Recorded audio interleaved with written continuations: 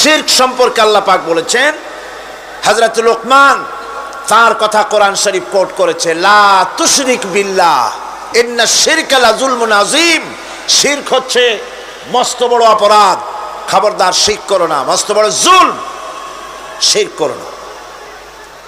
আল্লাহ নবী বলেছেন, যদি তোমাকে হত্যা করা হয়, যদি তোমাকে টুকরা টুকরা করে জ্বালিয়ে পুড়িয়ে ভস্ম করা হয়, খবরদার শিরক করবে না।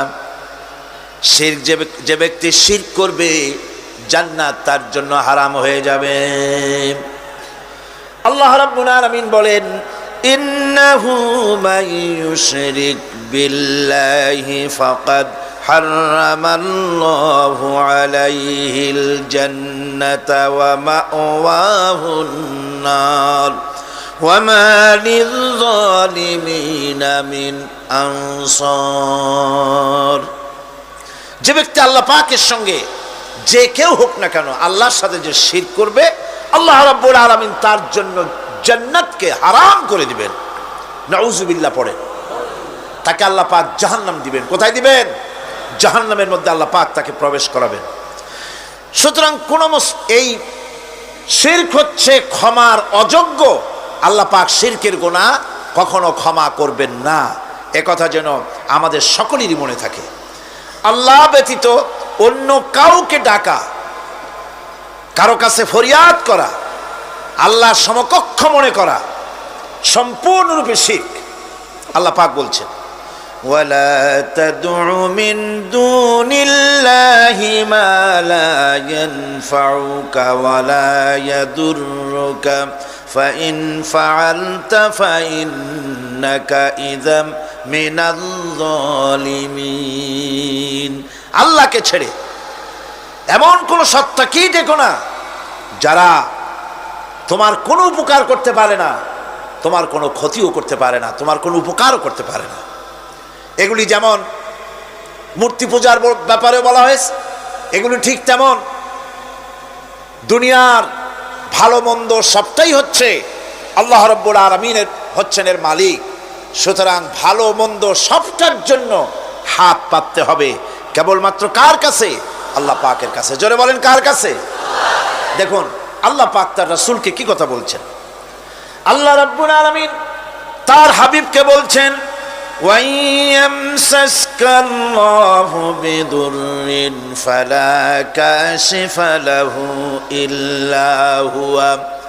আল্লাহ রাব্বুল আলামিন তিনি যদি তোমাকে কোনো বিপদ দেন, তাহলে পৃথিবীর এমন কেউ নাই যে সে বিপদ থেকে তোমাকে রক্ষা করতে পারে বা ঠেকাতে পারে।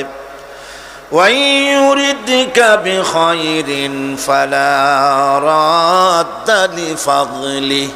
আর যদি আল্লাহ পাক আপনার কোনো ভালো করতে চান, উপকার করতে চান, তার থেকে সেই উপকার থেকে আপনাকে কেউ ফিরায় রাখতে পারবে না।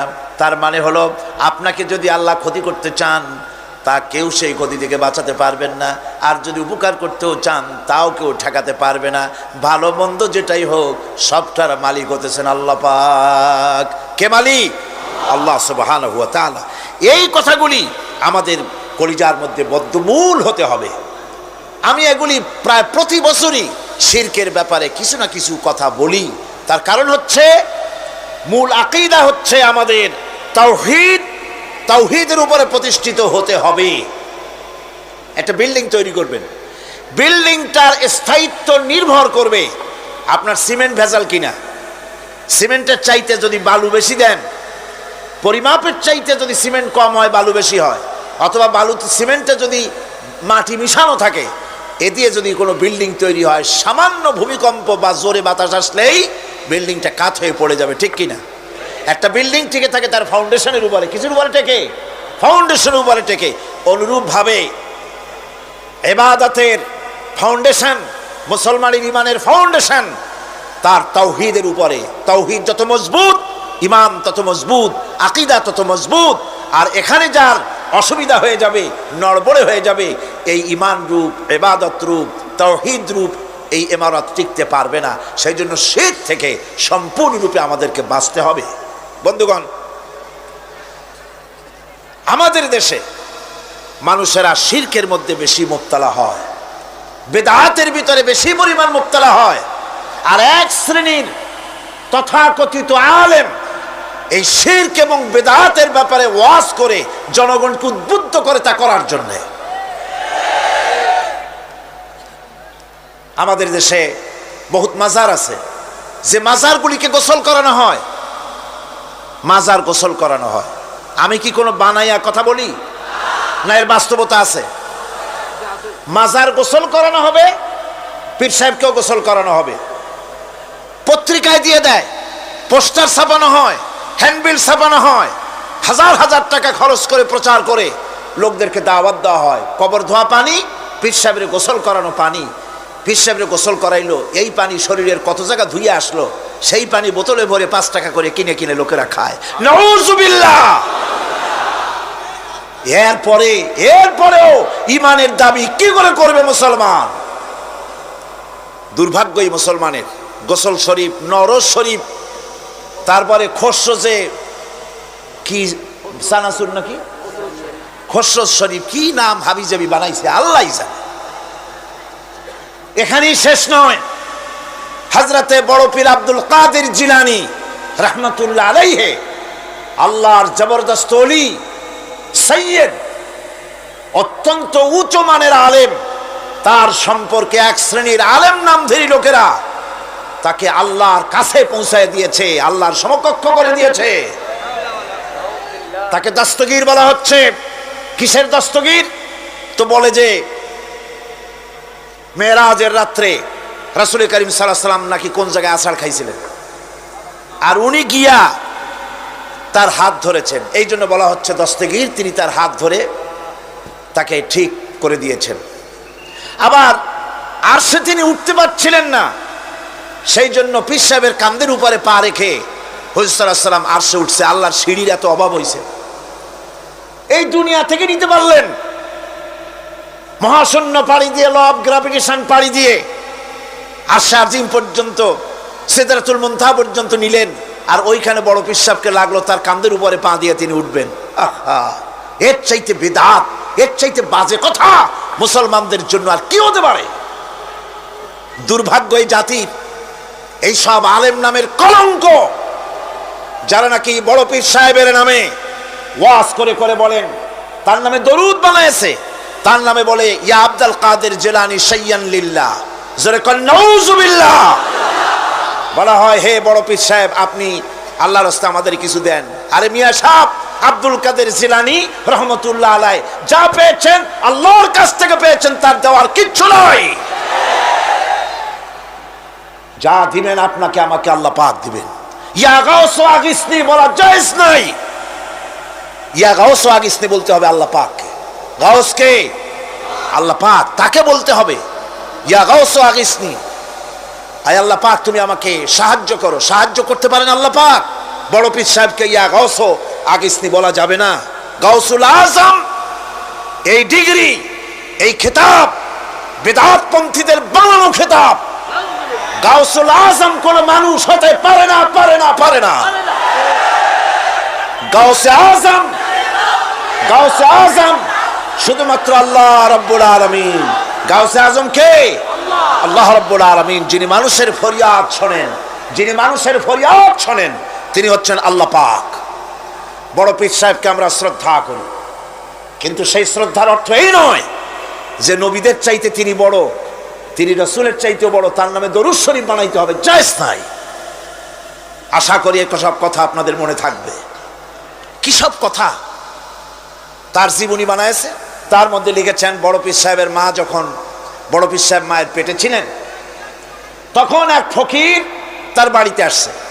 ফকিরকে তিনি ভিক্ষা দিতে বেরিয়েছেন। মা ওই সময় ভিক্ষুক বড় পীর সাহেবের মায়ের উপরে হাত দিতে গিয়েছিল। তখন পীর সাহেব মায়ের পেটের থেকে বাঘের মতো বেরিয়ে সেই ফকিরকে ঘাড় মটকায় দিল। বাজে কথা। কোন ফকির বড় পীর সাহেবের মায়ের গায়ে হাত দেয় নাই, বাজে কথা। তারপরে তিনি মরা মানুষ জিন্দা করেছেন, খড়ম পাঠাইয়া কারে পিটাইছে, বদনা মারছে, আর এক বাড়ি যাইয়া সেই বদনা দিয়ে পিটাইয়া মাথা ফাটাই দিছে, বাজে কথা। মরা মানুষ জিন্দা করেছেন। সুতরাং এই সমস্ত বাজে কথা কান দেওয়ার কোনো কারণ নাই। ওলিউল্লাহদের কেরামত হক, সন্দেহ নাই, কিন্তু সেই কেরামত মুজিজাকে পার হতে পারবে না, কোন মুজিজা আল্লাহর কুদরতকে পার করতে পারবে না। সেই জন্য আমি কথাটা ক্লিয়ার করে দিতে চাই, নফল সুন্নতের উপরে যেতে পারবে না, সুন্নত ওয়াজিবের উপরে যেতে পারবে না, ওয়াজিব ফরজের উপরে যেতে পারবে না, ঠিক কিনা? আলেম ওলামা এর মর্যাদা, পীর আলেম ওলামাদের মর্যাদা হচ্ছে তাদের মর্যাদায় তারা আছেন। এদের মর্যাদা যত বড় পীর হোক, যত বড় আলেম হোক, সাহাবীদের সমকক্ষ হতে পারবে না, পারবে না, পারবে না। সাহাবায়ে কেরাম রিদওয়ানুল্লাহ তাআলা আলাইহিম আজমাইন, গোটা পৃথিবী কান খুলে শুনুন, গোটা পৃথিবীর সমস্ত আলেম, সমস্ত পীর, সমস্ত বুজুর্গ সব যদি এক করা হয়, একজন সাহাবীর জুতার তলা ধুলাও হবে না। যাদের উপরে আল্লাহ সন্তুষ্ট, আর আল্লাহ যাদের উপরে সন্তুষ্ট, তারাই হচ্ছেন সাহাবায়ে কেরাম রিদওয়ানুল্লাহ তাআলা আলাইহিম আজমাইন। সুতরাং ওলামা পীর বুজুর্গ সাহাবীদের সমান নয়, সাহাবীরা কোনোদিন নবীর সমান নয়, আর নবীরা কোনোদিন আল্লাহর মর্যাদার সমকক্ষ নয়। কথা ক্লিয়ার হয়েছে? সুতরাং আজ আমাদেরকে বুঝতে হবে, ওয়া ইয়াকা নাস্তাইন, ইয়াকা নাবুদু, তোমার ইবাদত করি, ওয়া ইয়াকা নাস্তাইন, কেবল তোমার কাছেই সাহায্য চাই। খতমে গাউসিয়া বানাইছে, কোথায় পেয়েছেন? আমরা ওই ধরনের বুজুর্গদের কথা মানি না, যা কোরআনে নাই, যা হাদিসে নাই, নতুন করে যা তৈরি হয়েছে মানি না, মানি না। আমাকে দেখতে হবে কোরআনে আল্লাহ পাক কি বলেছেন, হাদিস কি বলেছে। এটার নাম ঈমান, এটার নাম কি? কোরআন হাদিস পড়ে যে ঈমান আর আকীদা রক্তের মধ্যে, কলিজার মধ্যে ঢুকেছে, আমাকে যদি হত্যা করা হয়, আমাকে যদি জ্বালানো হয়, পোড়ানো হয়, এই আকীদা থেকে এক চুল সরে যাব না। এখন আমাদেরকে এই আকীদা মজবুত করতে হবে, গোলামি করব আল্লাহর, সাহায্য চাইব আল্লাহর কাছে।